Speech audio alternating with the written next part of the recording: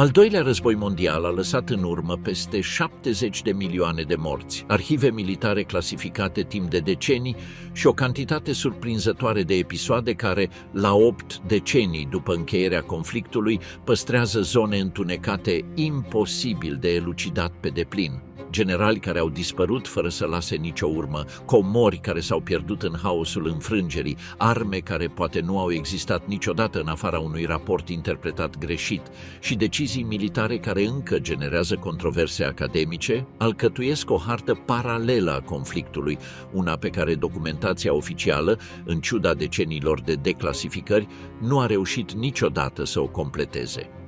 Unele dintre aceste episoade au fost rezolvate parțial datorită arhivelor care au ieșit la lumină mult după 1945. Altele rămân exact acolo unde le-a lăsat sfârșitul războiului, în incertitudine. Următoarele 25 de istorii cuprind continente și categorii diferite, figuri de rang înalt care s-au volatilizat fără să lase în urmă vreun corp sau vreun dosar închis, transporturi de aur și bijuterii pe care haosul înfrângerii le-a împrăștiat prin mine, tuneluri și pe fundul mărilor, programe științifice și arme care oscilează între secretul real și legenda fabricată, precum și decizii militare, ale căror motive ultime documentația disponibilă nu a reușit niciodată să le explice cu precizie. Împreună ele alcătuiesc un inventar al punctelor oarbe pe care nici măcar cea mai exhaustivă arhivă istorică despre război nu a reușit să le acopere în întregime. Ultimul zbor al lui Glenn Miller. La 15 decembrie 1944, majorul Glenn Miller, directorul Orchestrei Forțelor Aeriene ale Armatei Statelor Unite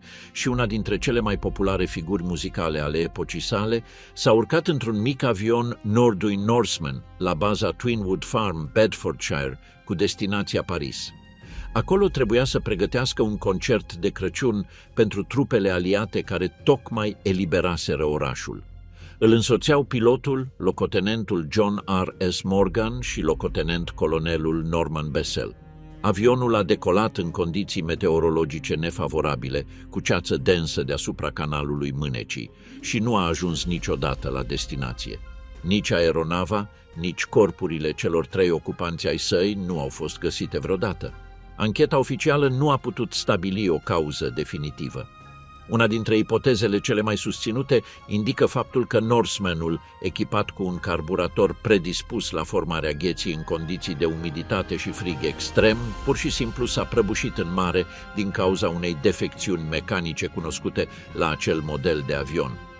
O altă teorie, susținută de veteranul britanic Fred Shaw în anii 90, afirmă că un grup de bombardiere Lancaster ale RAF, întorcându-se dintr-o misiune abandonată deasupra Siegen, și-a aruncat încărcătura explozivă deasupra unei zone desemnate a canalului pentru a reduce greutatea înainte de aterizare, exact în momentul și în locul în care se estimează că zbură avionul lui Miller.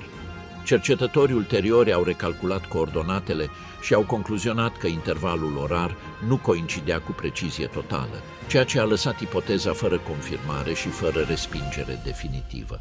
De-a lungul deceniilor au apărut, de asemenea, versiuni mai puțin susținute, de la o presupusă aterizare forțată în Franța, ocupată până la zvonuri potrivit cărora Miller ar fi murit într-un bordel parizian și că moartea sa ar fi fost mușamalizată din motive de decență militară, o poveste fără niciun sprijin documentar.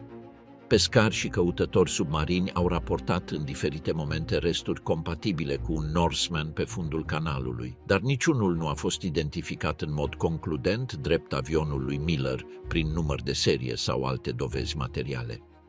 Armata Statelor Unite a decis în plus să nu informeze presa despre dispariție decât după câteva săptămâni, în plină bătălie din Ardeni, pentru a nu afecta moralul trupelor. Acea întârziere a alimentat, chiar din primul moment, versiunile care sugerau ceva mai mult decât un accident. 80 de ani mai târziu, nici avionul, nici rămășițele lui Miller, Morgan sau Bessel nu au fost recuperate, iar canalul Mânecii continuă să fie oficial mormântul lor. În 2014, istoricul Dennis Sprague, după ce a avut acces la registrele operaționale complete ale RAF, a localizat cu mai multă precizie zona exactă în care bombardierele Lancaster și-au aruncat bombele în acea noapte, la câțiva kilometri de ruta cea mai probabilă a Norsemanului lui Miller, ceea ce a slăbit teoria focului prietenesc fără a o elimina complet. Nici o afirmație ulterioară privind descoperirea unor resturi pe fundul canalului, inclusiv cele prezentate de scafandri privați în diferite decenii, nu a fost validată oficial de Ministerul Britanic al Apărării, care continuă să clasifice cazul drept pierdere operațională, cu loc necunoscut. Ciudată călătoria lui Rudolf Hess în Scoția. La 10 mai 1941, Rudolf Hess, numărul 3 în ierarhia regimului nazist și succesorul desemnat al lui Hitler după Hermann Göring, a decolat singur de la Augsburg la comenzile unui avion de vânătoare bimotor Messerschmitt Bf-110 modificat cu rezervoare suplimentare de combustibil. A zburat peste 1500 de kilometri până în Scoția, unde în cele din urmă a sărit cu parașuta în apropiere de Eaglesham, la câțiva kilometri de reședința ducelui de Hamilton. Obiectivul său declarat era să negocieze o pace separată cu Marea Britanie, bazată pe ideea că ambele națiuni germanice trebuiau să se unească împotriva Uniunii Sovietice, a cărei invazie Germania avea să o lanseze doar 6 săptămâni mai târziu. Operațiunea a fost păstrată în secret absolut chiar și în interiorul propriului regim german. Hitler, informat după zbor, a reacționat cu ceea ce colaboratorii săi au descris drept o adevărată consternare și a ordonat răspândirea versiunii potrivit căreia Hess acționase din inițiativă personală, posibil afectat de dezechilibre mentale, o narațiune care convenea ambelor tabere, Germaniei pentru a se disocia de episod și Marii Britanii pentru a evita ca acesta să fie interpretat drept un semn de slăbiciune în fața unei propuneri reale de pace. Ceea ce nu a fost niciodată pe deplin clarificat este în ce măsură ducele de Hamilton, pilot al RAF și figură cu o anumită simpatie anterioară față de apropierea anglo-germană, aștepta contactul și dacă serviciile britanice de informații au participat la atragerea lui Hess prin intermediari. Unii istorici susțin că MI6 a organizat o operațiune de înșelăciune folosind un agent dublu pentru a-l face pe Hess să creadă că exista un grup aristocratic britanic dispus să negocieze, profitând astfel de buna sa credință pentru a-l neutraliza politic. Alții consideră că Hess a acționat motivat exclusiv de propria sa interpretare a situației, influențată de ocultismul și astrologia pe care le practica, fără niciun fel de capcană la mijloc. Documentele legate de caz au rămas clasificate în arhivele naționale britanice mult mai mult timp decât majoritatea dosarelor epocii, ceea ce a alimentat suspiciunile cu privire la conținutul lor. Când, în cele din urmă, au fost declasificate parțial în anii 90 și 2000, nu au oferit un răspuns definitiv privind gradul de coordonare prealabilă. Hess a rămas deținut pentru tot restul vieții, a fost judecat la Nürnberg și condamnat la închisoare pe viață și a murit în închisoarea Spandau în 1987. Până în prezent, motivele exacte ale zborului său, rolul real al serviciilor britanice de informații și ceea ce știa Hitler despre plan continuă să nu aibă o versiune istorică unanim acceptată. Soția sa, Ilse Hess, a condus timp de decenii o campanie internațională pentru a obține eliberarea sa din motive umanitare, susținută chiar și de guverne occidentale spre sfârșitul vieții sale. Uniunea Sovietică însă a respins sistematic prin veto fiecare încercare de eliberare din închisoare în cadrul Comitetului celor 4 puteri care administra Spandau, argumentând că Hess trebuia să își ispășească întreaga pedeapsă, o poziție pe care unii istorici o interpretează mai degrabă ca pe o formă târzie de represalii politice decât ca pe o decizie juridică strict fundamentată. Moartea lui Hitler, corpul care nu a convins niciodată pe deplin. La 30 aprilie 1945, cu Armata Roșie la câteva străzi de Cancelaria Reichului, Adolf Hitler și Eva Braun, cu care se căsătorise cu o zi înainte, au murit în buncărul subteran din Berlin. Potrivit martorilor care au supraviețuit, Hitler s-a împușcat cu pistolul său în timp ce mușca o capsulă de cianură, iar Braun a ingerat o travă. Corpurile au fost duse în grădina cancelariei, stropite cu benzină și arse parțial din ordinul expres al lui Hitler, care se temea că trupul său va fi expus ca trofeu sovietic, asemenea celui al lui Mussolini, cu câteva zile înainte. Trupele sovietice ale SMERSH contra informațiile militare au găsit rămășițele carbonizate câteva zile mai târziu și le-au supus unei autopsii secrete. Identificarea s-a bazat în principal pe mărturia lui Käthe Häusermann, asistenta dentistului lui Hitler, și pe radiografii dentare care corespundeau unor punți și plombe foarte particulare. Uniunea Sovietică totuși nu a confirmat public moartea lui Hitler timp de ani de zile, iar Stalin a ajuns să le sugereze aliaților occidentali că dictatorul ar fi putut scăpa, o ambiguitate deliberată care urmărea să semene îndoieli și să împiedice transformarea lui într-un martir printre adepții săi. Rămășițele au rămas sub custodie sovietică în diferite locații din Germania de Est până în 1970, când, potrivit documentelor KGB declasificate în 1990, au fost exhumate, incinerate complet, iar cenușa lor aruncată într-un afluent al râului Elba pentru a împiedica transformarea locului într-un sit de cult neonazist. Cu toate acestea, un fragment de craniu cu un orificiu de glonț și o porțiune de mandibulă cu dentiție au rămas păstrate în arhivele de stat ale Rusiei. În 2009, o echipă de la Universitatea din Connecticut a obținut o mostră din fragmentul de craniu și, analizându-i ADN-ul, a stabilit că aparținea unei femei cu vârsta cuprinsă între 20 și 40 de ani, ceea ce a redeschis discuția privind autenticitatea pieselor expuse de Moscova timp de decenii. Controversa s-a menținut până în 2018, când o echipă medico-legală condusă de medicul francez Philippe Charlier a obținut acces la dentiția păstrată în arhivele rusești și, după ce a comparat-o cu fișele dentare originale și radiografiile din 1945, a concluzionat cu un grad ridicat de certitudine științifică faptul că îi aparținea lui Hitler, excluzând astfel posibilitatea unei fugi. În ciuda acestei concluzii, teoriile populare despre o fugă în America de Sud, alimentate de cărți fără susținere documentară, publicate începând din anii 60, continuă să circule, susținute mai degrabă de fascinația culturală decât de dovezi istorice verificabile. În paralel cu teoriile fugii, diferite arhive ale FBI și ale serviciilor de informații argentiniene declasificate în ultimii ani au generat valuri periodice de titluri despre un presupus refugiu al lui Hitler în Patagonia, niciunul susținut de dovezi medico-legale comparabile cu dentiția analizată în 2018. Însă și ambiguitatea inițială a lui Stalin, adăugată distrugerii finale a rămășițelor în 1970, a garantat că întrebarea va supraviețui mai mult timp decât ar fi trebuit să permită dovezile disponibile. Heinrich Müller, șeful Gestapoului care s-a volatilizat. Heinrich Müller, șeful Gestapoului și responsabil direct de coordonarea deportărilor către lagărele de exterminare, a fost văzut ultima dată cu certitudine în noaptea de 1 mai 1945 în interiorul buncărului cancelariei, în timp ce discuta cu alți ofițeri posibilitatea de a încerca o apropiere de sovietici. Din acel moment, urma să se pierde complet. Spre deosebire de Bormann sau de Hitler, al căror destin a fost clarificat în timp, cel al lui Müller nu a fost confirmat niciodată de nicio autoritate.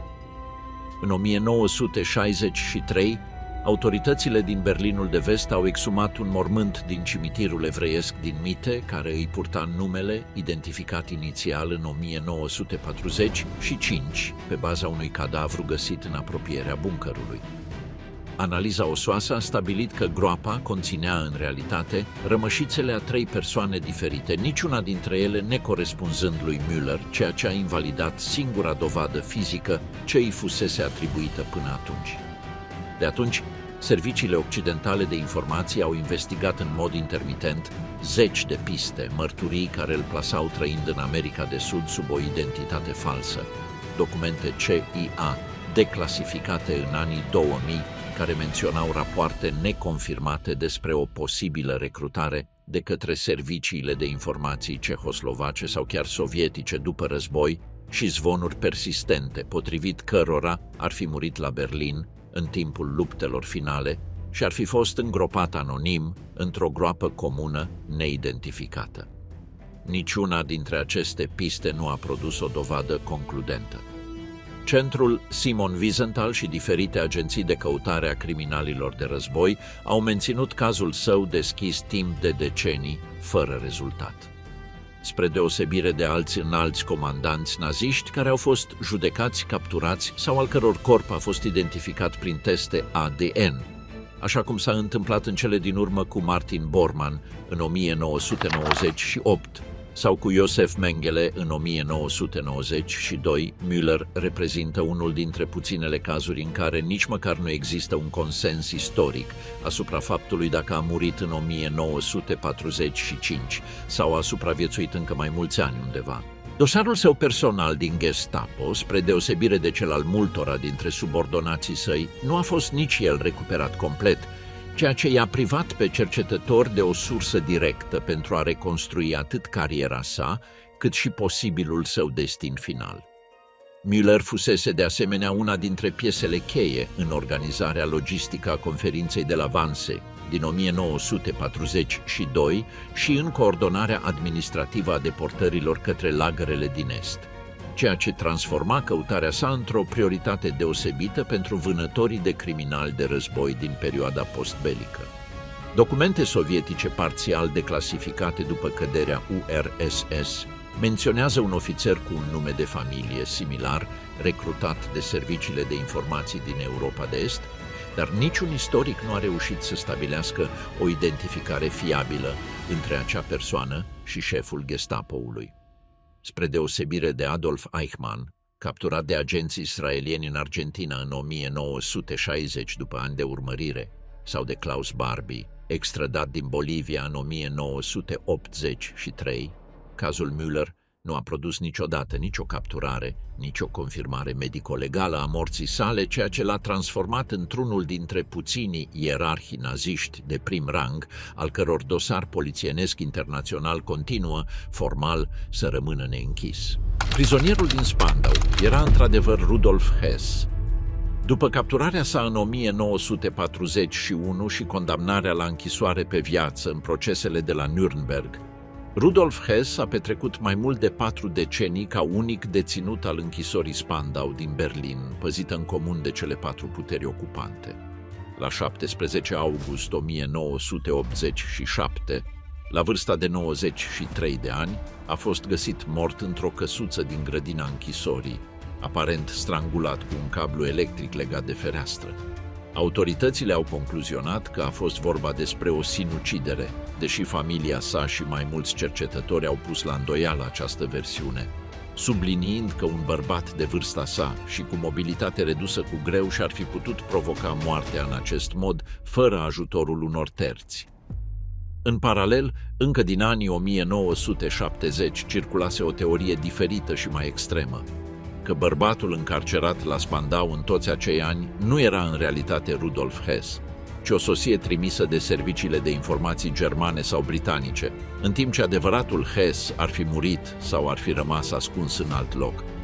Ipoteza s-a bazat pe constatări medicale punctuale, precum absența cicatricilor provocate de rănile de război pe care Hess le suferise în timpul primului război mondial,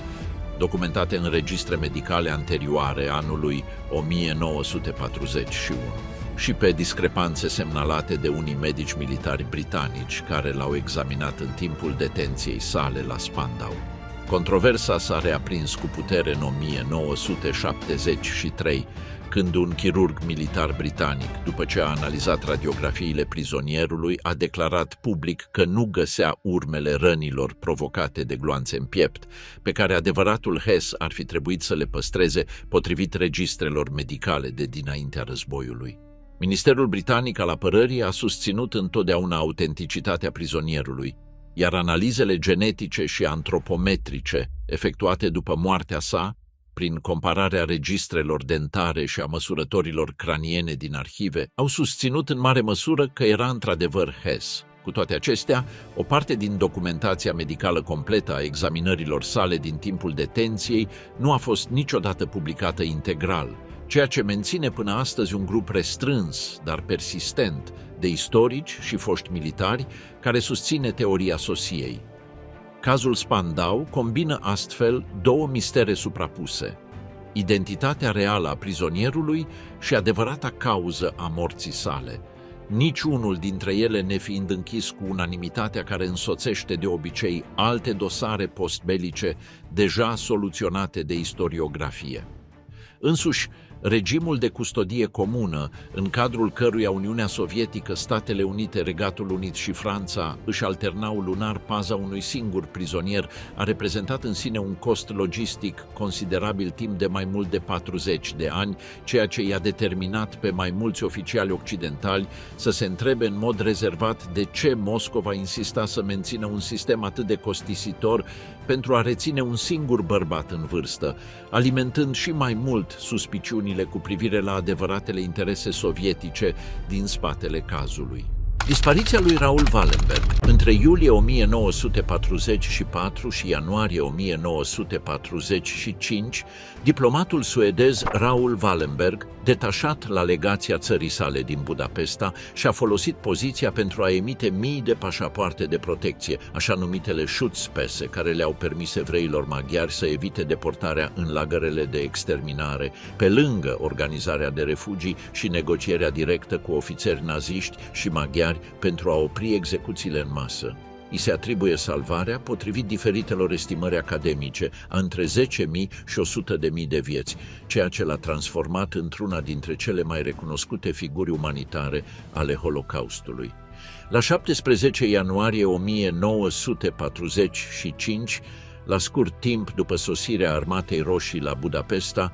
Wallenberg a fost arestat de forțele sovietice sub suspiciunea de spionaj, posibil din cauza contactelor sale cu serviciile de informație occidentale în timpul războiului, și transferat la Moscova.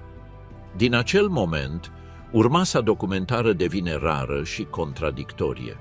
Uniunea Sovietică a negat timp de ani de zile că ar deține vreo informație despre el, până când în 1957 a recunoscut că Wallenberg murise în închisoarea Lubyanka la 17 iulie 1947, presupus în urma unui infarct, potrivit unui raport semnat de medicul șef al închisorii. Investigații comune suedo-ruse desfășurate în anii 90 și 2000, după obținerea accesului parțial la arhivele sovietice, au descoperit inconsecvențe în această versiune. Raportul medical nu era susținut de alte registre spitalicești ale epocii, iar martori care împărțiseră captivitatea cu Wallenberg în diferite momente ulterioare anului 1947, au declarat că au văzut sau au auzit vorbindu-se despre un prizonier care corespundea descrierii sale în anii următori, chiar până în deceniul 1960.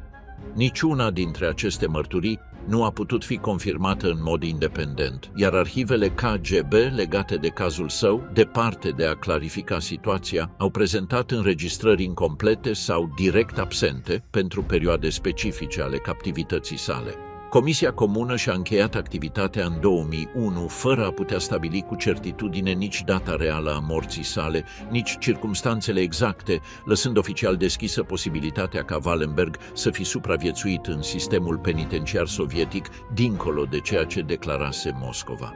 Rusia menține clasificată o parte din documentația referitoare la prizonierii străini din acea perioadă, ceea ce împiedică până în ziua de astăzi închiderea definitivă a unuia dintre cele mai studiate cazuri de dispariții din perioada postbelică. În 2016, guvernul rus l-a recunoscut oficial pe Wallenberg drept victima represiunii politice sovietice, un gest simbolic care nu a clarificat nici data, nici locul exact al morții sale. Străzi, piețe și monumente din Budapesta, Stockholm și Buenos Aires îi poartă astăzi numele,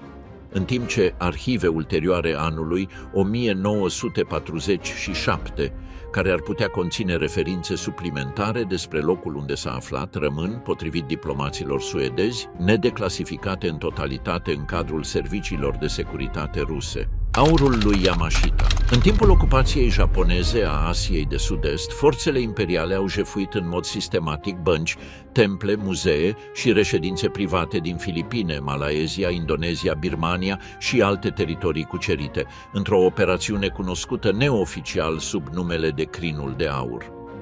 Potrivit legendei apărute după război, o mare parte din această pradă alcătuită din aur, pietre prețioase și obiecte de artă ar fi fost concentrată în Filipine și ascunsă într-o rețea de tuneluri și peșteri, sub supravegherea generalului Tomoyuki Yamashita, comandantul japonez din arhipelag, cu puțin timp înainte de capitularea din 1945. Yamashita a fost capturat, judecat pentru crime de război și executat în 1946, fără ca în timpul procesului său să îi se atribuie în mod oficial cunoașterea sau participarea directă la ascunderea vreunei comori. Cu toate acestea, legenda a căpătat forță proprie în deceniile următoare, alimentată de relatările căutătorilor de comori, ale unor ofițeri japonezi retrași și mai ales de cazul judiciar al lui Rogelio Roxas, un lăcătuș filipinez care în 1971 a afirmat că a găsit împreună cu un grup de excavatori un tunel cu o statuie aurită a lui Buddha și lingouri de aur în apropiere de Baguio. Roxas a denunțat faptul că autoritățile filipineze, legate de președintele de atunci Ferdinand Marcos, i-au confiscat descoperirea. Decenii mai târziu, după moartea lui Roxas, un tribunal din Hawaii a decis în favoarea moștenitorilor săi, acordându-le o despăgubire de milioane pentru deposedare, deși acest lucru nu a implicat o confirmare judiciară privind existența sau destinația finală a aurului. Istoricii specializați în ocupația japoneză, pe baza arhivelor militare nipone declasificate, consideră puțin probabil ca o comoară de dimensiunile descrise de folclorul popular să fie existat ca o masă unică ascunsă într-un singur punct, având în vedere că jaful japonez a fost distribuit și, în parte, documentat sub forma unor transporturi regulate către Tokyo pe tot parcursul războiului. În ciuda acestui scepticism academic, Filipine continuă să acorde permise oficiale pentru căutarea de comori sub acest nume, iar mitul lui Yamashita continuă să motiveze expediții, cărți și documentare, fără ca vreodată să fi fost verificată oficial descoperirea unei cantități de aur comparabile cu cea descrisă de legenda populară. Istoricul Sterling Seagrave, autorul uneia dintre cele mai răspândite cărți pe această temă, a susținut că o parte din aurul jefuit ar fi fost în cele din urmă utilizată pentru finanțarea unor fonduri politice secrete în Filipine în perioada postbelică, o afirmație lipsită de documentație bancară verificabilă și care a fost respinsă de o mare parte a istoriografiei academice specializate în ocupația japoneză. Guvernul filipinez continuă totuși să primească anual cereri de permise de excavare întemeiate pe legendă. Camera de chihlimbar. Camera de chihlimbar a fost o încăpere cu panouri sculptate din chihlimbar aur și pietre semiprețioase, dăruită în 1716 de regele prusac Frederic Wilhelm I, țarului Petru cel Mare, și instalată în cele din urmă în Palatul Ecaterina, în apropiere de Leningrad, unde a fost considerată timp de secole una dintre cele mai valoroase opere de artă decorativă din Europa. În 1941, după invazia germană a Uniunii Sovietice, ofițerii naziști au demontat întreaga încăpere în mai puțin de 36 de ore și au transportat-o la Königsberg, în Prusia Orientală, unde a fost expusă în castelul orașului până în 1944. Când Armata Roșie a înaintat asupra Königsbergului la începutul anului 1945, castelul a suferit bombardamente aliate și, ulterior, lupte terestre intense în timpul cuceririi sovietice a orașului. Din acel moment se pierde urma documentată a camerei de chihlimbar. Versiunea cea mai acceptată în rândul istoricilor susține că piesele depozitate în lăzi în interiorul castelului au fost distruse de incendiul care a mistuit clădirea în aprilie 1945. O altă opinie susține că germanii au reușit să evacueze cel puțin o parte din încăpere înainte de căderea orașului, și că aceasta rămâne ascunsă într-un bunker, într-o mină sau într-o epavă încă nelocalizată din regiunea Baltică. În timpul războiului rece, atât autoritățile sovietice cât și cele germane au organizat căutări oficiale fără rezultat, iar numeroși vânători de comori amatori au afirmat că au găsit indicii în mine din Polonia, în subsolurile din Kaliningrad, actualul Königsberg, sau chiar pe fundul lacurilor din apropiere, niciunul confirmat cu rigoare de expertiză. În 1997, autoritățile germane au recuperat un mozaic de piatră care făcea parte inițial din încăpere, aflat în posesia unui fost combatant care îl luase ca pradă personală, ceea ce a demonstrat că, cel puțin unele piese separate au supraviețuit în afara incendiului castelului, fără ca acest lucru să rezolve destinul ansamblului complet. Între 1979 și 2003,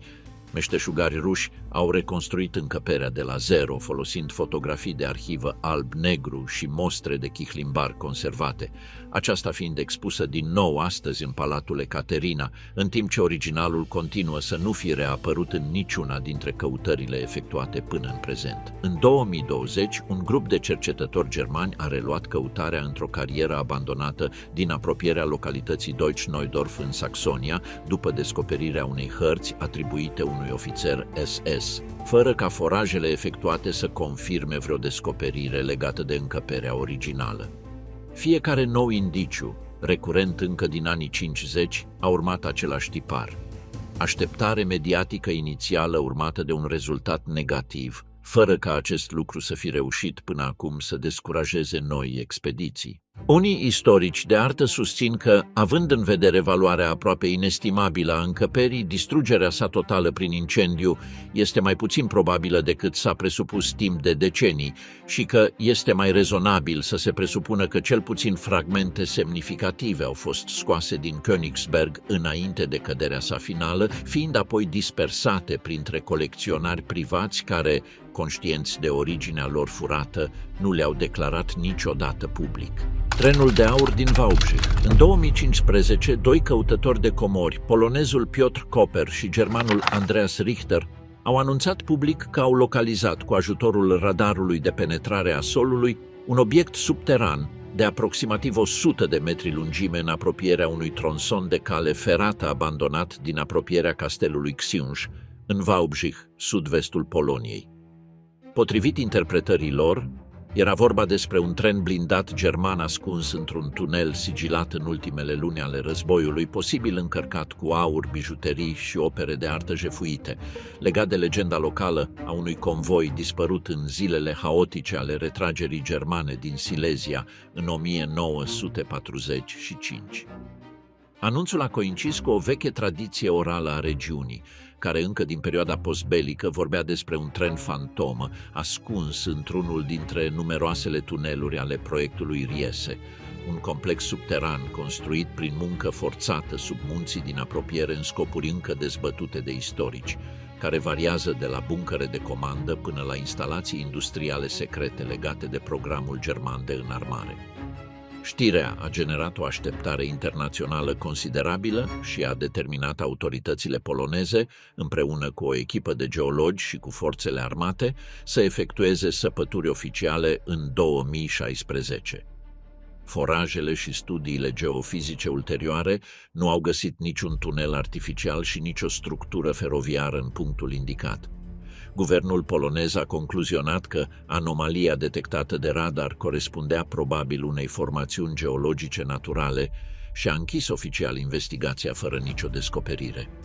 Koper și Richter au susținut, în ciuda rezultatelor, că măsurătorile lor originale erau corecte și că punctul excavat nu coincidea exact cu cel pe care îl indicaseră inițial.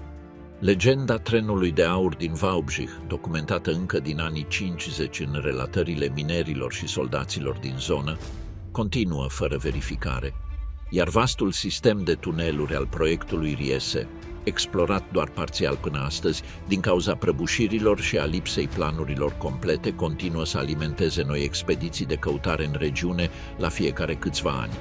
Episodul, în ciuda rezultatului negativ al săpăturilor oficiale, a multiplicat turismul în Wałbrzych și a revalorizat interesul pentru proiectul Riese ca destinație pentru vizite ghidate, generând un curios efect economic pozitiv, pornind de la o descoperire care, în cele din urmă, nu a existat. Cercetătorii polonezi continuă, totuși, să documenteze în fiecare an noi secțiuni ale complexului subteran, fără ca vreuna să fi furnizat până acum material compatibil cu un convoi feroviar complet. Însuși numele proiectului Riese continuă să nu aibă o interpretare definitivă a scopului său în rândul istoricilor.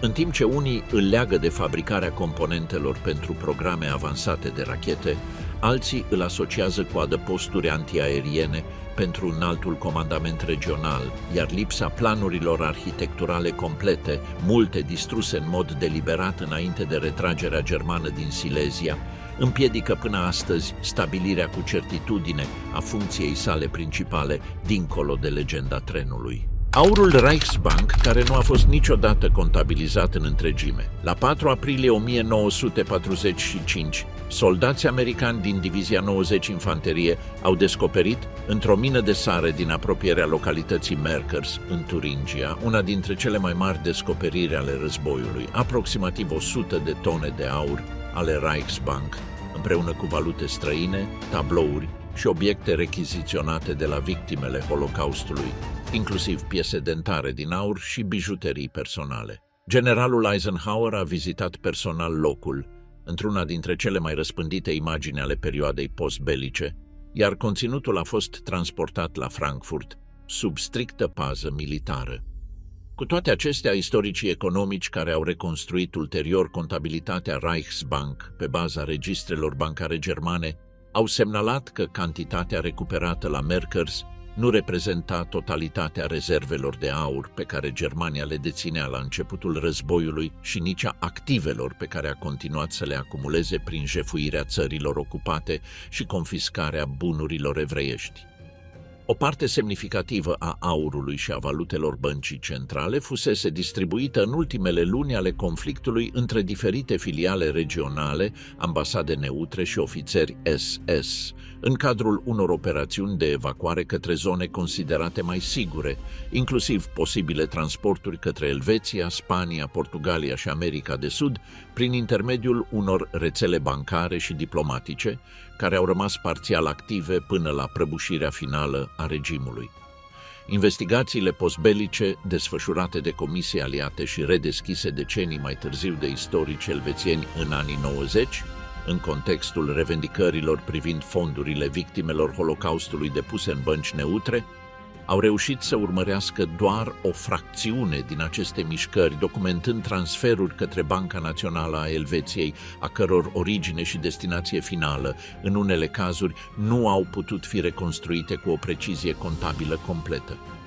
Însuși, guvernul german a recunoscut în rapoarte ulterioare că o parte din aurul Reichsbank, estimată la valori diferite în funcție de sursa consultată, nu a fost niciodată recuperată sau contabilizată definitiv, ceea ce menține deschisă până astăzi întrebarea privind destinația sa exactă și câte dintre aceste transporturi au ajuns efectiv la destinația declarată. Așa numita operațiune Safe Haven, organizată de aliații occidentali spre sfârșitul războiului, a încercat tocmai să urmărească aceste mișcări de capital către țările neutre, dar amploarea sa a fost limitată de lipsa cooperării depline a băncilor elvețiene, spaniole și portugheze și de prioritatea pe care puterile occidentale au acordat-o deja în 1945 reconstruirii Germaniei ca aliat împotriva Uniunii Sovietice, mai degrabă decât urmăririi exhaustive a fiecărui lingou deturnat în timpul prăbușirii regimului. Submarinul Twin 52 și aurul de pe fundul Pacificului, în cadrul așa numitelor misiuni Yanagi, prin intermediul cărora Japonia și Germania au făcut schimb de tehnologie militară și materii prime strategice în timpul războiului, submarinul de transport japonez IM-50 și doi a plecat din Kobe în martie 1944 cu destinația portul francez Lorient, ocupat de forțele germane. Transporta, printre alte materiale, staniu, cauciuc, chinină, opiu și aproximativ 2 tone de aur distribuite în 146 de lingouri, destinate să plătească Germaniei echipamentul militar, inclusiv planuri de radar, sonar și, posibil, componente pentru un avion cu reacție. Datorită informațiilor aliate obținute din interceptarea semnalelor care descifraseră parțial comunicațiile navale japoneze, Marina Statelor Unite cunoștea dinainte ruta submarinului. La 23 iunie 1944, un avion torpilor lansat de pe portavionul de escortă USS Bogue a localizat I-52 în mijlocul Atlanticului, la aproximativ 1600 de kilometri vest de insulele Capului Verde, și l-a scufundat cu o torpilă ghidată acustic, una dintre primele arme de acest tip utilizate cu succes în lupta navală. Cei 85 de membri ai echipajului japonez au murit împreună cu un ofițer de legătură german care călătorea la bord ca observator tehnic. Submarinul a rămas pierdut până în 1995, când căutătorul american de comori Paul Tidwell, după ani de cercetare în arhive navale declasificate, a localizat epava la o adâncime de 5200 de metri, una dintre cele mai profunde explorări de epave efectuate până atunci cu tehnologie civilă. Expedițiile ulterioare cu vehicule operate prin telecomandă au confirmat prezența unor cutii și containere compatibile cu încărcătura declarată și au recuperat chiar unele mostre de lingouri pentru analize de laborator, dar extragerea completă a aurului nu s-a concretizat niciodată, în parte din cauza disputelor juridice privind proprietatea încărcăturii dintre guvernul japonez, cel american și compania lui Tidwell, și în parte din cauza costurilor extraordinare pe care le implică operarea susținută la acea adâncime. Cea mai mare parte a aurului de pe I-52, potrivit propriilor estimări ale exploratorilor care l-au localizat, se află încă pe fundul Atlanticului. Guvernul japonez a susținut ani de zile că încărcătura, fiind vorba despre o navă de război scufundată în luptă, trebuia considerată sub imunitate suverană, ceea ce a complicat orice încercare de recuperare comercială din partea companiei lui Tidwell. O expediție din 1990 și 8 cu un submersibil cu echipaj a confirmat din nou integritatea relativă a corpului navei la acea adâncime, dar costurile unei extrageri la scară largă, estimate la câteva zeci de milioane de dolari, au împiedicat până astăzi orice operațiune definitivă de salvare. Scufundarea navei Awamaru. Awamaru era o navă japoneză de pasageri și marfă căreia, într-un caz excepțional în cadrul dreptului războiului, Statele Unite i-au acordat garanția liberei treceri în martie 1945, în schimbul transportării de provizii ale Crucii Roșii destinate prizonierilor aliați deținuți în Asia de Sud-Est. Acordul, comunicat pe canale diplomatice prin intermediul Elveției, includea obligația ca nava să navigheze cu luminile aprinse în timpul nopții și să afișeze însemne distinctive pentru a evita să fie confundată cu o țintă militară legitimă. În zorii zilei de 1 aprilie 1945, în timp ce traversa strâmtoarea Taiwan la întoarcerea în Japonia, Awamaru a fost reperată de submarinul american USS Queenfish, al cărui comandant, Charles Elliot Laughlin, a identificat în mod eronat nava drept un distrugător inamic din cauza ceții și a deficiențelor de comunicare internă privind permisul de liberă trecere în vigoare pentru acea rută și acea dată. Queenfish a lansat 4 torpile care au scufundat Awamaru în câteva minute, ucigând peste 2000 de persoane, printre membrii ai echipajului, pasageri civili și prizonieri de război aliați care călătoreau la bord în sens contrar celui declarat oficial de Tokyo. Un singur supraviețuitor a fost salvat. Laughlin a fost judecat de o curte marțială pentru încălcarea acordului de liberă trecere, deși a fost sancționat ușor și și-a continuat cariera navală fără consecințe majore. Dincolo de tragedia umană, scufundarea a alimentat timp de decenii zvonuri despre o încărcătură suplimentară nedeclarată în manifestul oficial: aur, platină, diamante industriale și opere de artă jefuite din teritoriile ocupate, pe care Japonia ar fi încercat să le repatrieze, profitând de imunitatea convoiului. China, care a revendicat o parte din epavă deoarece se afla în ceea ce considera a fi apele sale, a organizat operațiuni de salvare între 1977 și 1980, care au recuperat cauciuc, staniu și o cantitate de obiecte de valoare niciodată detaliată cu precizie în sursele publice disponibile. Documentele japoneze postbelice, parțial distruse în timpul capitulării, nu au permis reconstituirea unui inventar complet al încărcăturii reale a navei Awamaru, lăsând fără o confirmare definitivă atât conținutul total al navei, cât și destinația finală a celor recuperate de scafandrii chinezi în acele campanii din anii 70.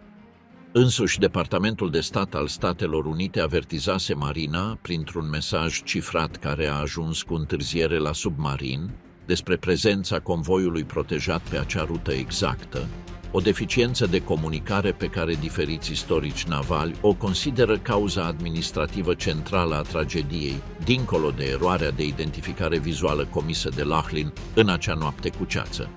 Cazul a fost documentat, de asemenea, drept unul dintre puținele exemple din războiul din Pacific în care Statele Unite au recunoscut oficial că au încălcat un acord de protecție pe care îl acordaseră în scris. Aurul pierdut al lui Rommel. În 1948, revista franceză Noir et Blanc a publicat o serie de articole semnate de jurnalistul Robert Ferrier, care relata descoperirea unei hărți, presupus desenate de un subofițer german înainte de a muri, ce indica amplasarea unei comori ascunse de trupele Africa Corps sub comanda mareșalului Erwin Rommel.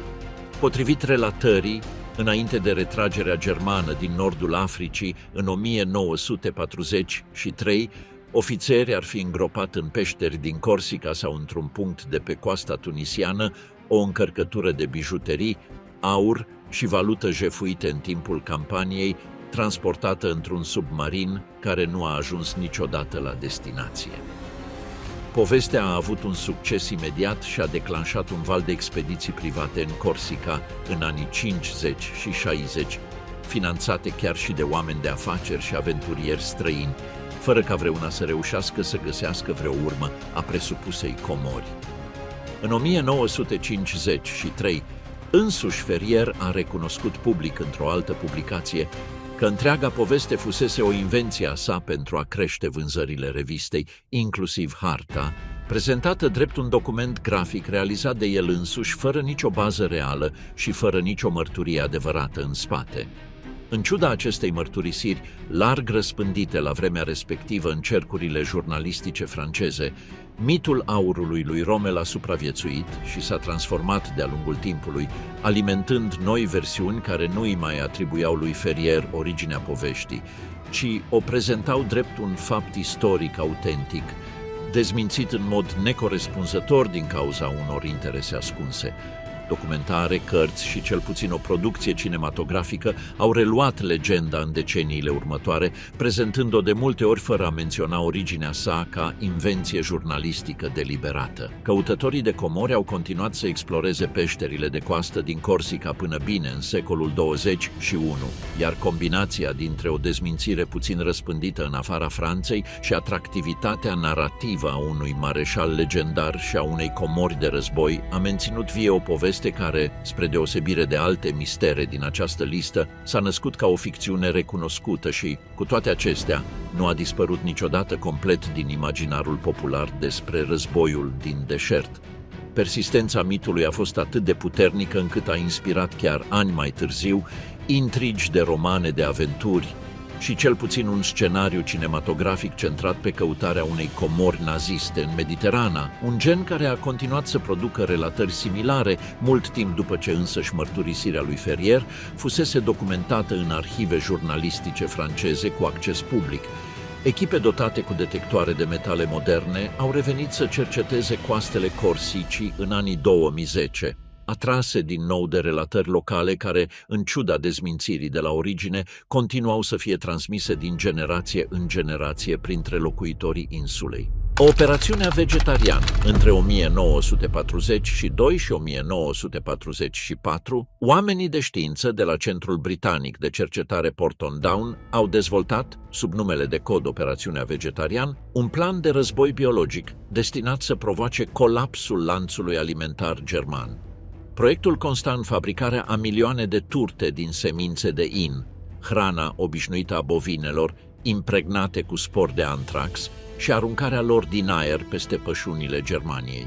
Obiectivul era ca vitele să le consume, să moară din cauza infecției și ca lanțul de contaminare să se extindă la populația civilă prin consumul de carne și lapte contaminate, generând o criză alimentară și sanitară capabilă să accelereze colapsul efortului de război german. Planul a fost păstrat ca opțiune de represalii, autorizată să fie activată numai dacă Germania utiliza mai întâi arme chimice sau biologice împotriva Regatului Unit sau ca resursă în cazul în care războiul s-ar fi prelungit mai mult decât se prevăzuse după debarcarea din Normandia. Până în 1944 fuseseră produse și depozitate aproximativ 5 milioane de turte contaminate, gata să fie încărcate în bombardierele RAF în cazul în care cabinetul de război ar fi dat ordinul definitiv de desfășurare. Testele privind eficacitatea antraxului au fost efectuate pe mica insulă scoțiană Gruinard, care a rămas atât de contaminată încât a fost nelocuită și închisă publicului timp de aproape 5 decenii, până când un proces de decontaminare cu formaldehidă diluată în apă de mare a permis declararea ei ca fiind sigură în 1990. Capitularea Germaniei, în mai 1945, a făcut inutilă activarea planului, iar turtele depozitate au fost distruse, potrivit registrelor disponibile, prin incinerare controlată în anii de după conflict. Documentația completă a proiectului a rămas clasificată în temeiul Official Secrets Act britanic timp de peste 3 decenii și a devenit cunoscută public abia începând cu anii 70. Aspecte precum numărul exact de turte distruse în cele din urmă, protocolul real de desfășurare prevăzut pe teritoriul german și gradul de aprobare pe care planul a ajuns să îl aibă la cel mai înalt nivel politic britanic continuă, să nu fie complet documentate în sursele deschise astăzi publicului. Programul a făcut parte dintr-un efort mai amplu de cooperare științifică între Regatul Unit, Statele Unite și Canada în domeniul războiului biologic, coordonat sub diferite nume de cod în acei ani, al cărui istoric complet al testelor, instalațiilor și stocurilor produse pe teritoriul nord-american rămâne în mare măsură încă clasificat sau dispersat între arhivele militare ale celor 3 țări, care nu au centralizat niciodată o versiune comună și publică a proiectului. Die Glocke, arma secretă care poate nu a existat niciodată. De la începutul anilor 2000 circulă, în principal pornind de la cartea jurnalistului polonez Igor Witkowski și de la răspândirea sa ulterioară de către scriitorul american Joseph Farrell, povestea unui presupus proiect secret german cunoscut sub numele de Die Glocke, clopotul. Potrivit acestei versiuni, SS ar fi dezvoltat într-un complex subteran din apropierea râului Bistrica, în actuala Polonie. Un dispozitiv metalic în formă de clopot care utiliza o substanță mercurială rotativă, denumită în aceste relatări Xerum 525, capabilă să genereze efecte antigravitaționale sau chiar, potrivit versiunilor mai extreme, distorsiuni temporale măsurabile. Relatarea susține că proiectul a fost legat de generalul SS Hans Kammler, responsabil real pentru mai multe programe de armament avansat ale regimului, inclusiv dezvoltarea rachetelor V2, ceea ce i-a conferit o anumită verosimilitate superficială prin plasarea sa în cadrul unei structuri de comandă care a existat într-adevăr și a operat instalații subterane similare. Cu toate acestea, istoricii specializați în documentația tehnică a celui de-al treilea Reich, care au analizat arhive de brevete, rapoarte ale Ahnenerbe și registre ale programului de arme cunoscut sub numele de Wunderwaffe, nu au găsit niciun document original, fotografie sau mărturie postbelică contemporană faptelor care să menționeze un proiect cu aceste caracteristici sau cu acest nume. Sursa primară a poveștii, potrivit chiar lui Witkowski, a fost un interogatoriu al unui ofițer polonez anonim, a cărui existență nu a putut fi verificată independent de cercetătorii ulteriori, ceea ce i-a determinat pe numeroși istorici academici să clasifice Die Glocke direct drept o legendă urbană postbelică fără bază documentară, posibil apărută din confuzia sau exagerarea unor proiecte reale, dar mult mai puțin spectaculoase, legate de cercetarea electromagnetică sau de propulsia convențională a epocii. În ciuda acestui scepticism generalizat în mediul academic, povestea s-a popularizat masiv prin programe de televiziune, jocuri video și romane și continuă să fie citată în cercurile teoriilor conspiraționiste ca dovadă a unei tehnologii naziste ascunse, niciodată recuperate de aliați, fără ca vreun arhivă declasificată a puterilor ocupante să fi furnizat până în prezent un singur document care să confirme existența sa reală, dincolo de relatarea originală a lui Witkowski. Este semnificativ faptul că însuși Hans Kammler, figura reală în jurul căreia a fost construită o mare parte a legendei, a dispărut la rândul său fără a lăsa nicio urmă verificabilă în ultimele zile ale războiului, alimentând prin absența sa documentară ideea că ar fi putut scăpa luând cu el secrete tehnologice niciodată confirmate, o dispariție reală care a ajuns să funcționeze, în mod paradoxal, drept combustibil suplimentar pentru un mit pe care dovezile istorice disponibile nu reușesc să îl susțină. Foo Fighters. De la sfârșitul anului 1944, piloții escadrilei 415 de vânătoare de noapte a forțelor aeriene ale Armatei Statelor Unite, care opera deasupra frontului occidental european, au început să raporteze apariția ale unor mici sfere sau lumini strălucitoare, în general de culoare portocalie sau roșiatică, care apăreau în timpul misiunilor nocturne și se deplasau însoțindu-le avioanele timp de câteva minute, menținând distanțe și viteze care nu corespundeau niciunui comportament convențional de interceptare cunoscut. Piloții au botezat fenomenul Foo Fighters, făcând referire la o expresie lipsită de sens preluată dintr-o bandă desenată populară în Statele Unite la acea vreme. Rapoartele documentate în jurnale de zbor și rapoarte de informații ale mai multor unități diferite și situate în sectoare diferite ale frontului descriau obiecte care nu apăreau pe radarele avioanelor aliate, nu trăgeau și nici nu se trăgea asupra lor și dispăreau brusc fără să lase vreo urmă fizică. În fața insistenței rapoartelor, Serviciul de Informații al Forțelor Aeriene Americane a deschis o investigație internă în ultimele luni ale războiului fără a ajunge la o explicație oficială concludentă și a luat pentru scurt timp în considerare, fără confirmare ulterioară, posibilitatea ca acestea să fi fost o armă psihologică sau un dispozitiv experimental german de iluminare destinat să dezorienteze echipajele aliate, ipoteză pe care documentația germană capturată după război nu a ajuns să o susțină în niciun dosar tehnic. Explicații științifice ulterioare au propus fenomenul cunoscut sub numele de focul Sfântului Elmo, o descărcare electrică luminoasă care se poate produce la vârful structurilor metalice în timpul furtunilor sau în condiții de încărcare electrostatică atmosferică ridicată, precum și reflexii optice generate de particule de combustibil nears expulzate de propriile motoare ale avioanelor aliate, observate din cabină în condiții de întuneric total. Niciuna dintre aceste ipoteze nu a fost confirmată prin dovezi fizice directe din acea perioadă, iar însăși Armata Statelor Unite nu a emis niciodată o concluzie oficială unificată privind originea aparițiilor. Termenul, popularizat după război, a ajuns chiar să dea numele unei formații rock înființate decenii mai târziu, în timp ce fenomenul original rămâne, în arhivele militare consultate, catalogat oficial drept nerezolvat. Unul dintre cele mai citate rapoarte, înregistrat în decembrie 1944 în apropiere de Strasburg și menționat pe scurt de revista Time în ianuarie 1945, a descris până la 10 dintre aceste lumini, urmând în formație un grup de bombardiere timp de aproape o oră, fără ca vreun artilerist să reușească să le lovească și fără ca piloții să raporteze un sentiment de amenințare directă dincolo de neliniștea provocată de necunoscut.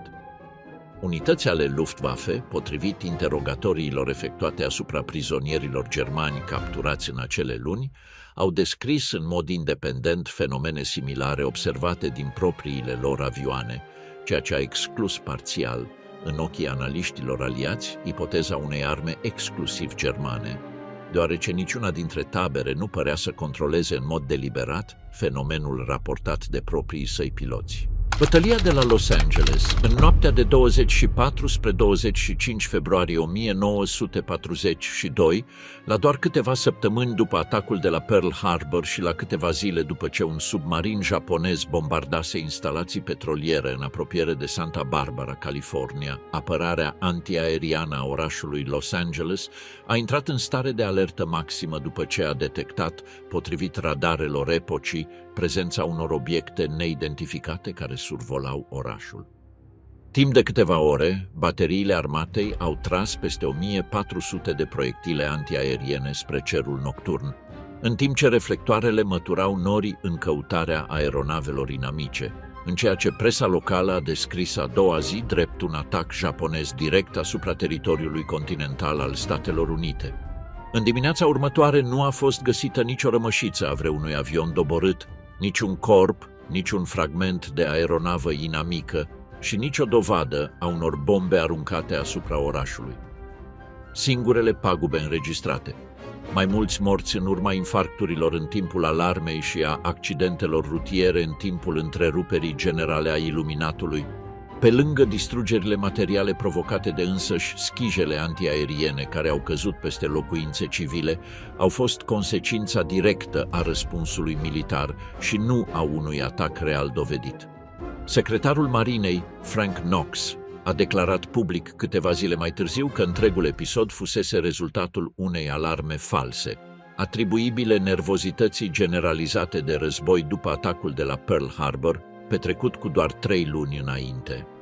Cu toate acestea, armata nu a fost pe deplin de acord cu această versiune a Marinei, iar un raport intern ulterior, fără a exclude posibilitatea unor baloane meteorologice rătăcite ca posibilă origine a confuziei inițiale, nu a reușit nici el să identifice cu certitudine ce anume au țintit bateriile antiaeriene timp de mai mult de o oră și nici să explice de ce numeroși observatori din diferite puncte ale orașului au descris în mod concordant un obiect de mari dimensiuni, deplasându-se lent deasupra zonei, aparent rezistent la loviturile directe ale artileriei. Lipsa unei concluzii tehnice unificate între versiunea Marinei, care vorbea despre o alarmă fără o țintă reală,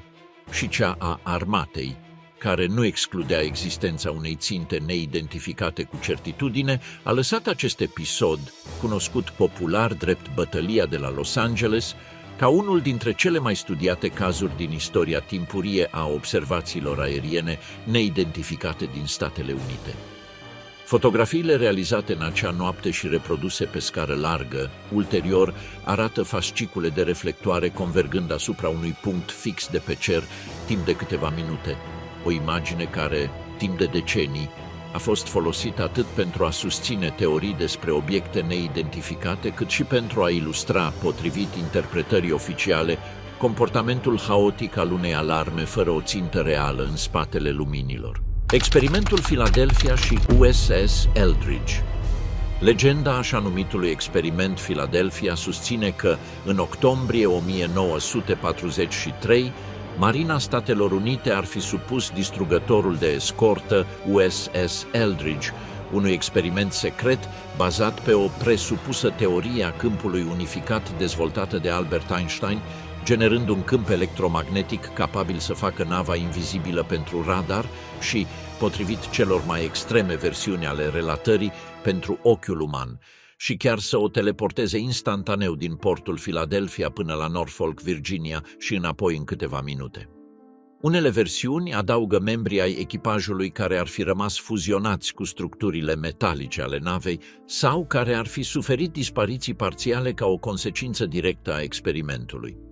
Povestea a luat naștere din scrisori anonime trimise în 1955 și 1956 de un bărbat identificat drept Carl Allen, cunoscut și ca Carlos Miguel Allende, cercetătorului și scriitorului pe teme paranormale Morris K. Jessup, în care afirma că fusese martor al experimentului de pe o altă navă aflată în apropierea zonei. Jessup, inițial sceptic, dar intrigat de nivelul de detaliu, a investigat cazul fără a reuși să coroboreze independent nicio informație verificabilă, iar povestea a câștigat notorietate publică abia în anii 70, când au fost publicate cărți care reluau acele scrisori ca principală bază documentară. Registrele oficiale ale Marinei Americane, inclusiv jurnalul de bord al însuși USS Eldridge, arată că nava se afla în Atlantic, în apropiere de New York, și ulterior în Caraibe, în datele în care este plasat presupusul experiment, fără nicio consemnare a prezenței sale în Philadelphia în acea perioadă exactă, iar membrii supraviețuitori ai echipajului intervievați în deceniile următoare au negat în mod sistematic că ar fi participat la vreo probă de această natură în timpul serviciului lor activ. Istoricii navali atribuie originea mitului unei confuzii, deliberate sau nu, cu experimente reale, dar mult mai banale, desfășurate în timpul războiului, precum tehnicile de demagnetizare a corpurilor navelor, cunoscute sub numele de degaussing, pentru evitarea minelor magnetice, și testele de camuflaj optic, pentru a îngreuna detectarea vizuală de către submarinele inamice. În pofida absenței totale a unui sprijin documentar și a dezmințirilor oficiale repetate, experimentul Philadelphia se menține ca una dintre cele mai persistente legende ale războiului naval, reprodusă în cărți, filme și seriale de televiziune timp de decenii după apariția sa. Însuși Morris K. Jessup, care popularizase scrisorile lui Allende, a murit în 1959 în circumstanțe catalogate oficial drept sinucidere în interiorul automobilului său, ceea ce unii adepți ai legendei au interpretat, fără nicio dovadă care să susțină acest lucru, drept o reducere la tăcere legată de investigațiile sale, adăugând astfel un mister suplimentar, acesta complet lipsit de bază documentară, unei povești care pornea deja de la surse neverificate încă de la originea sa. Scufundarea trecută sub tăcere a SS Leopoldville. În ajunul Crăciunului din 1944, SS Leopoldville, un transportor de trupe belgian reconvertit pentru efortul aliat, traversa canalul Mânecii din Anglia spre Cherbourg cu peste 2200 de soldați americani din Divizia 60 și 6 Infanterie, care se îndreptau să întărească frontul în timpul bătăliei din Ardeni. La câțiva kilometri de destinație, submarinul german U-486 l-a torpilat. Impactul nu a scufundat nava imediat, ceea ce a generat un fals sentiment de siguranță în rândul unei mari părți a trupelor, în timp ce echipajul belgian, cu o coordonare redusă cu ofițerii americani și dificultăți de comunicare cauzate în parte de bariera lingvistică, nu a reușit să organizeze o evacuare ordonată în minutele critice de după impact. Navele de escortă din apropiere au întârziat să vină în ajutor, în parte din cauza defecțiunilor de comunicație radio și în parte pentru că portul Cherbourg, în ciuda apropierii, nu a trimis imediat suficiente ambarcațiuni de salvare, presupus din cauza faptului că era ajunul Crăciunului și că în acea noapte personalul de pe chei era redus. Leopoldville s-a scufundat în cele din urmă la aproape 2 ore după impact, iar numărul final al morților, potrivit registrelor revizuite decenii mai târziu, a depășit 750 de victime, multe dintre ele din cauza hipotermiei în apele înghețate, în timp ce așteptau o salvare care nu sosea la timp. Armata Statelor Unite și guvernul britanic au clasificat incidentul aproape în totalitate, invocând motive legate de moralul trupelor și de securitatea operațională, și le-au interzis supraviețuitorilor să vorbească public despre scufundare timp de ani de zile sub amenințarea unor sancțiuni disciplinare. Consecința a fost că, timp de peste 5 decenii, dezastrul Leopoldville a rămas practic necunoscut publicului larg, spre deosebire de alte tragedii navale ale războiului, de o amploare comparabilă și mult mai bine documentate. Abia în anii 90, după declasificarea parțială a arhivelor militare și publicarea unor investigații independente bazate pe mărturiile supraviețuitorilor ajunși deja la bătrânețe, a fost reconstituită o cronologie mai completă a dezastrului. chiar și așa, responsabilități specifice, precum motivul pentru care echipajul belgian nu dispunea de suficiente bărci de salvare în stare bună sau motivul pentru care răspunsul din Cherbourg a întârziat atât de mult în acea noapte anume, nu au fost niciodată stabilite cu precizia de care au beneficiat alte dezastre navale aliate mai bine documentate din același război. Un memorial dedicat celor căzuți de pe Leopoldville a fost inaugurat oficial la Cherbourg abia în 1996, la mai bine de 5 decenii după scufundare, coincidând cu declasificarea care le-a permis supraviețuitorilor să vorbească public pentru prima dată fără restricții, un contrast remarcabil față de rapiditatea cu care alte dezastre aliate ale războiului au primit recunoaștere oficială și un loc în memoria publică. Katyn, crima pe care URSS a negat-o timp de jumătate de secol. În primăvara anului 1940, poliția secretă sovietică NKVD a executat în mod sistematic aproximativ 22.000 de cetățeni polonezi, în majoritate ofițeri ai armatei, polițiști, funcționari și membri ai intelectualității capturați după invazia sovietică a Poloniei de Est din 1939. Execuțiile, efectuate prin împușcare în ceafă, au avut loc în diferite puncte, printre care pădurea Katyn, în apropiere de Smolensk, iar cadavrele au fost îngropate în gropi comune, care au rămas ascunse ani de zile. În 1943, trupele germane care ocupau regiunea au anunțat descoperirea gropilor de la Katyn și au acuzat public Uniunea Sovietică de masacru, într-o campanie de propagandă destinată să fractureze alianța dintre sovietici și guvernele occidentale în plin război. Uniunea Sovietică a negat orice responsabilitate și, la rândul său, a acuzat Germania că ar fi comis execuțiile după ocuparea zonei în 1941. Guvernele aliate, în principal Statele Unite și Regatul Unit, cunoșteau, prin propriile rapoarte de informații, indicii solide privind responsabilitatea sovietică, dar au ales, din motive de necesitate strategică în plin război împotriva Germaniei, să nu conteste public versiunea Moscovei, partenerul lor militar indispensabil pe frontul de est. Această poziție s-a menținut practic intactă pe tot parcursul războiului rece. Uniunea Sovietică a susținut oficial vinovăția Germaniei până în 1990, când, sub guvernul lui Mihail Gorbaciov, Kremlinul a recunoscut pentru prima dată responsabilitatea directă a NKVD, iar în 1992 Rusia a predat Poloniei documente care includeau ordinul original semnat de Stalin și de alți membri ai Politbiroului, autorizând execuțiile în masă ale ofițerilor polonezi. În pofida acestei recunoașteri, arhivele complete privind operațiunea, inclusiv amplasarea exactă a unor gropi suplimentare și numele tuturor victimelor, nu au fost predate în totalitate, iar Rusia a reclasificat o parte din ancheta judiciară privind Katyn în 2004, invocând motive de securitate națională. Organizații poloneze și familii ale victimelor continuă să solicite, până în ziua de astăzi, accesul integral la aceste dosare, ceea ce menține parțial deschis, în dimensiunea sa documentară, deși nu și în privința autorului deja stabilit, unul dintre cele mai îndelungate episoade de mușamalizare ale războiului. Crucea Roșie poloneză și o echipă de experți medico-legali din 12 țări, convocată de Germania în 1940 și 3 parțial în scopuri propagandistice, documentaseră atunci o mare parte din gropi prin autopsii detaliate, rapoarte pe care însăși Uniunea Sovietică a încercat să le discrediteze după război, invocând manipularea nazistă a dovezilor, o strategie care a întârziat și mai mult recunoașterea oficială la decenii după ce aceleași rapoarte s-au dovedit, în aspectele lor medico-legale centrale, substanțial corecte.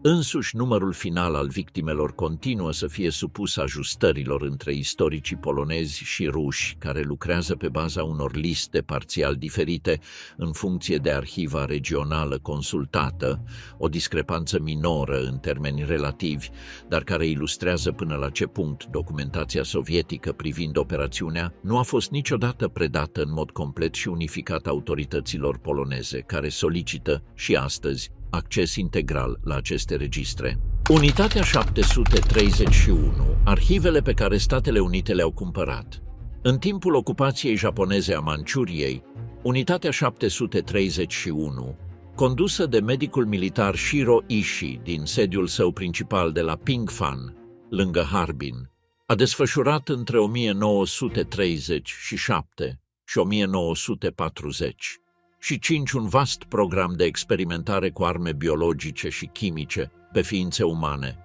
folosind prizonieri chinezi, sovietici, coreeni și, într-o măsură mai mică, aliați occidentali capturați. Victimele, denumite intern Maruta, bușteni de lemn, au fost supuse infectării deliberate cu ciumă, holeră, antrax și alți agenți patogeni. Vivisecțiilor fără anestezie, înghețării experimentale a extremităților și testelor de teren cu armament biologic, în cifre pe care diferite estimări academice le situează între 3.000 și 12.000 de morți direcți, fără a include victimele ulterioare ale atacurilor cu arme biologice dezvoltate pe baza acestor studii în diferite regiuni ale Chinei. La sfârșitul războiului, o mare parte a documentației și a responsabililor unității au evitat să fie judecați în procesele de la Tokyo. Cercetătorii americani, conștienți de valoarea științifică obținută în mod criminal a datelor privind efectele armelor biologice asupra oamenilor, au negociat în 1947 și 1948 cu Ishii și alți ofițeri cheie un acord de imunitate judiciară în schimbul accesului complet la arhivele lor de cercetare, în cadrul mai larg al războiului rece, aflat la început, și al interesului american de a-și dezvolta propriul program de apărare biologică înaintea Uniunii Sovietice. Acest acord a fost negat oficial de guvernul american timp de decenii, până când istoricii au obținut acces la documente declasificate începând din anii 80, care au confirmat atât existența pactului, cât și transferul rapoartelor tehnice către instalații de cercetare din Statele Unite. Cu toate acestea, părți substanțiale ale arhivei originale a Unității 731, inclusiv registre medicale detaliate ale victimelor și protocoale experimentale complete, nu au fost niciodată făcute publice în totalitate, fie pentru că rămân clasificate, fie pentru că au fost distruse deliberat de japonezii înșiși înainte de capitulare pentru a evita dovezile incriminatoare, fie pentru că s-au pierdut în timpul transferului. Numărul exact al victimelor, lista completă a identităților și destinația finală a unei mari părți din acea documentație nu au fost încă reconstruite în mod definitiv până în prezent. Mai mulți cercetători care au participat la experimentele unității s-au reintegrat fără sancțiuni în viața profesională japoneză post-belică, iar unii au ocupat ulterior funcții importante în industria farmaceutică și medicală a țării, o continuitate pe care istoricii japonezi și străini o consideră o consecință directă, deși incomodă, a pactului de imunitate semnat cu Statele Unite în anii 40. Ahnenerbe și căutarea nazistă în Tibet. În 1938, Institutul de Cercetare al SS, cunoscut sub numele de Ahnenerbe, fondat de Heinrich Himmler pentru a fundamenta științific teoriile rasiale ale nazismului, a organizat o expediție în Tibet condusă de tânărul zoolog Ernst Schäfer.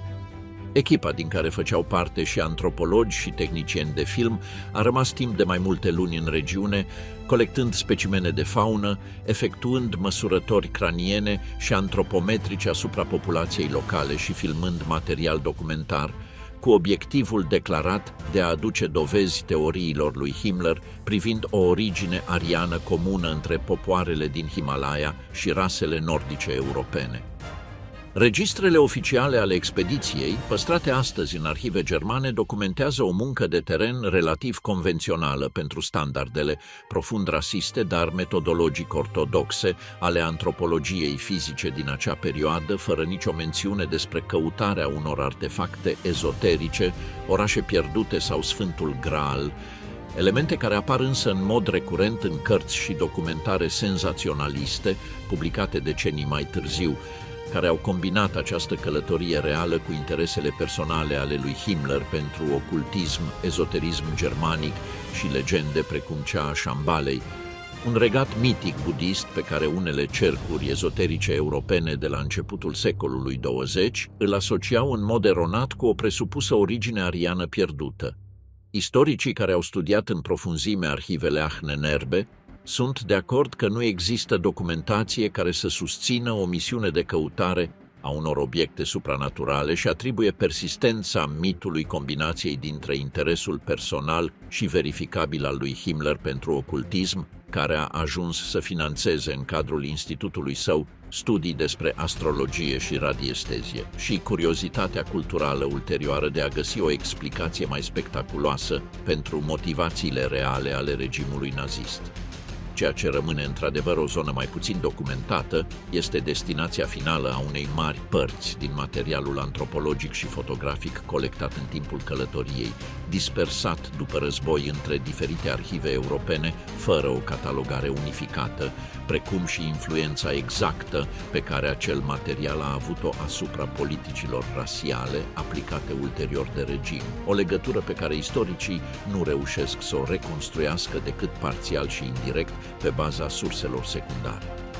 Echipa lui Schaeffer a ajuns să măsoare antropometric câteva sute de locuitori locali și să realizeze mulaje faciale în scopuri comparative, un material considerat astăzi profund problematic din perspectiva eticii științifice contemporane,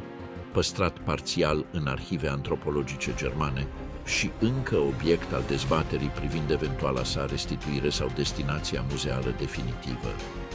Exploratorul suedez Sven Hedin, celebru pentru călătoriile sale asiatice anterioare, a colaborat indirect la organizarea expediției, deși a păstrat întotdeauna o distanță publică față de teoriile rasiale care îl motivau pe Himmler. Moartea lui Patton, accident sau altceva? La 9 decembrie 1945, după încheierea războiului și în plină perioadă de ocupație aliată a Germaniei, generalul George S. Patton călătorea ca pasager într-un automobil oficial în apropiere de Mannheim, când acesta a intrat în coliziune la viteză redusă cu un camion militar american. Impactul, aparent minor pentru ceilalți ocupanți ai vehiculului, a făcut ca Patton, așezat pe scaunul din față fără protecție, să se lovească violent cu capul de parbriz, fracturându-și gâtul și rămânând imediat paralizat de la gât în jos. A rămas internat la Heidelberg timp de 12 zile, cu mintea lucidă, dar cu corpul imobilizat, până când a murit la 21 decembrie 1945 din cauza unui cheag care i-a provocat un stop cardiac subit. Patton fusese, în lunile anterioare accidentului, o figură tot mai incomodă pentru un altul comandament aliat din cauza declarațiilor sale publice împotriva denazificării, așa cum era aplicată, a ostilității sale deschise față de Uniunea Sovietică și a comentariilor sale privind oportunitatea continuării războiului împotriva sovieticilor cât timp armata aliată era încă mobilizată în Europa. Poziții care au generat tensiuni serioase cu Eisenhower și cu politica oficială americană din perioada post-belică recentă. Această fricțiune politică a alimentat, încă de la puțin timp după moartea sa, teorii care sugerau un asasinat mușamalizat drept accident întâmplător. Versiunea cea mai răspândită provine dintr-o carte publicată în 1979 de jurnalistul Robert Wilcox, care consemnează presupusa mărturisire atribuită unui fost agent al Oficiului Serviciilor Strategice, numit Douglas Bazata, despre care se afirmă că ar fi declarat decenii mai târziu că organizase coliziunea la comandă și că un agent sovietic l-ar fi otrăvit ulterior pe Patton în timpul spitalizării sale pentru a-i asigura moartea definitivă. Niciuna dintre aceste afirmații nu a obținut susținere documentară independentă. Registrele medicale disponibile sunt compatibile cu o moarte provocată de complicațiile unui traumatism accidental, iar șoferul camionului implicat, identificat drept soldatul Robert L. Thompson, nu a fost niciodată investigat dincolo de procedura administrativă obișnuită a epocii. Combinația dintre o moarte subită, un context politic tensionat și o mărturisire tardivă, fără verificare independentă, menține vie teoria în anumite cercuri, deși fără dovezi care să o susțină dincolo de relatarea unei singure surse, niciodată coroborată prin documentație suplimentară.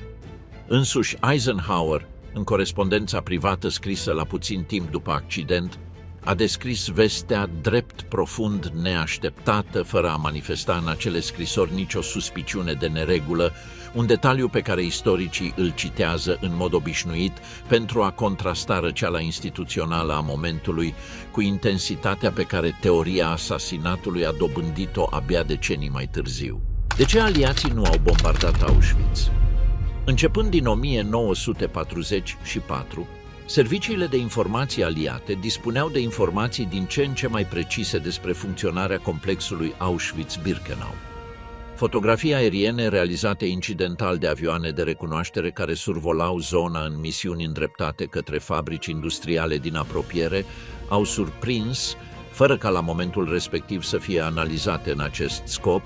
coloane de prizonieri și structuri ale lagărului clar vizibile. La acestea s-a adăugat la mijlocul acelui an raportul detaliat elaborat de Rudolf Vrba și Alfred Wetzler, doi prizonieri care reușiseră să evadeze din lagăr, descriind cu precizie funcționarea camerelor de gazare și a crematoriilor pentru autoritățile aliate. Organizații evreiești, printre care Congresul Mondial Evreiesc și reprezentanții ai comunităților maghiare, au solicitat oficial Departamentului de Război al Statelor Unite și forțelor aeriene regale britanice să fie bombardate liniile feroviare care duceau către lagăr sau direct instalațiile de exterminare, ca modalitate de a încetini deportările masive ale evreilor maghiari care se intensificau în acea perioadă. Subsecretarul american al războiului, John McCloy, a răspuns într-o comunicare oficială din august 1944 că operațiunea solicitată ar devia resurse aeriene considerate esențiale pentru alte operațiuni decisive aflate în desfășurare în acel moment al războiului și că fezabilitatea sa tehnică era îndoielnică, având în vedere distanța față de bazele aliate disponibile atunci. Istoricii de mai târziu au dezbătut pe larg această justificare, semnalând că bombardierele aliate au survolat și atacat instalații industriale situate la câțiva kilometri de lagărul propriu-zis în aceleași săptămâni, ceea ce ar indica faptul că distanța nu era un obstacol tehnic insurmontabil, așa cum s-a argumentat. Alți istorici susțin că un bombardament de precizie asupra liniilor feroviare ar fi avut efecte limitate, dat fiind că acestea puteau fi reparate în câteva zile cu muncă forțată și că atacarea directă a camerelor de gazare ar fi ucis un număr semnificativ dintre prizonierii înșiși, fără garanția opririi genocidului aflat în desfășurare dincolo de efectul imediat. Nu s-a reușit să se stabilească cu certitudine documentară în ce măsură decizia a răspuns strict unui calcul militar rațional, unei necunoașteri reale a amplorii exterminării în curs sau unei lipse de prioritate politică față de suferința populației evreiești europene, iar arhivele disponibile privind deliberările interne din acea vară continuă să fie, după cum recunosc chiar istoricii care le-au consultat în profunzime, incomplete în puncte cheie ale lanțului decizional. Winston Churchill, după ce a aflat în iulie 1944 despre rapoartele privind exterminarea în curs, i-a scris secretarului său pentru afaceri externe să fie folosit orice mijloc disponibil pentru a-l opri, o instrucțiune care, după cum arată arhivele britanice disponibile, nu s-a tradus în cele din urmă într-un ordin operativ concret de bombardament, fără ca documentele cunoscute până astăzi să explice cu precizie în ce punct al lanțului de comandă s-a diluat acea intenție inițială. Masacrul de la Malmedy. La 17 decembrie 1944, în primele ore ale ofensivei germane din Ardeni, un grup de luptă al diviziei 1 Panzer SS, comandat de colonelul Joachim Peiper, a interceptat în apropierea intersecției Baugniez, lângă localitatea belgiană Malmedy, o coloană a Battery B din batalionul 280 și 5 de observare a artileriei americane. După un scurt schimb de focuri, soldații americani, depășiți numeric și ca armament, s-au predat. La scurt timp după aceea, potrivit mărturiilor supraviețuitorilor, trupele germane au deschis focul cu mitraliere asupra grupului de prizonieri neînarmați adunați pe un câmp deschis, ucigând aproximativ 80 și 4 de oameni în câteva minute. După sfârșitul războiului, un tribunal militar american a desfășurat în 1940 și 6 procesul de la Dachau,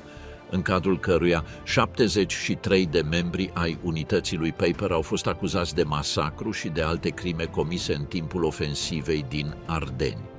43 au primit condamnări la moarte, iar restul pedepse cu închisoarea, inclusiv Peiper însuși, condamnat la spânzurare.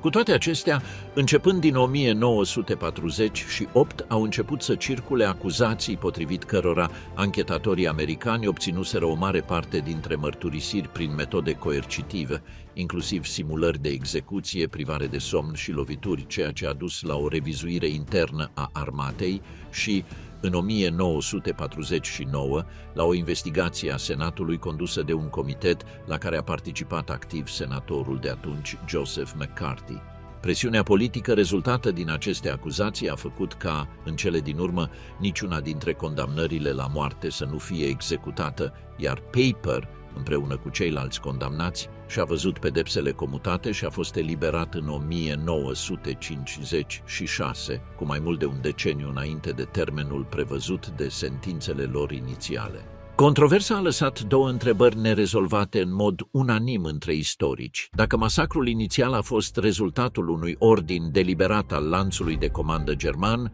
sau rezultatul unei situații haotice care a escaladat fără un control explicit în mijlocul luptei și în ce măsură neregulile reale din procesul judiciar ulterior, folosite și de apărătorii condamnaților pentru a contesta legitimitatea procesului în ansamblul său, au ajuns să îi favorizeze în mod nejustificat pe responsabilii unui crimă de război a cărei execuție,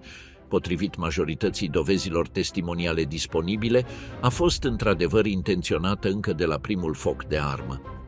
Joachim Peiper, care după ce și-a ispășit o parte din pedeapsă, s-a stabilit sub numele său real în localitatea franceză Traves. A murit în iulie 1976, când locuința sa a fost incendiată în timpul nopții, presupus de foști membri ai rezistenței franceze care îi identificaseră trecutul. Cazul nu a fost niciodată soluționat pe cale judiciară și niciun responsabil nu a fost identificat sau judecat, astfel încât ofițerul aflat la comanda masacrului de la Malmedy a sfârșit 30 de ani mai târziu ca victimă a unei crime la fel de neelucidate ca aceea în care el însuși fusese protagonist.